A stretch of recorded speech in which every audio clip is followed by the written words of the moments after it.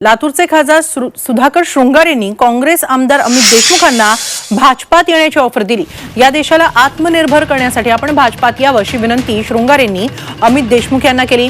मात्र आम्ही जिथे आहोत तिथे ठीक आहोत असं असलं तरी सुखी समाधानी समृद्ध तुम्हीच आहात असा टोलाही अमित देशमुखांनी खासदार शृंगार यांना लगावला।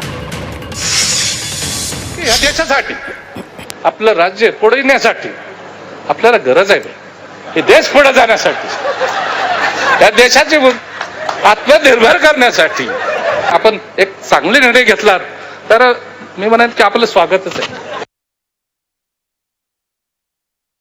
सिंहासनाच्या रस्सीखेचामध्ये आम्हाला कशाला?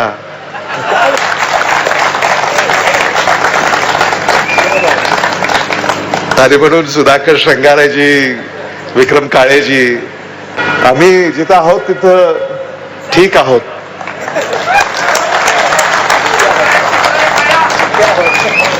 नाही, ठीक आहोत।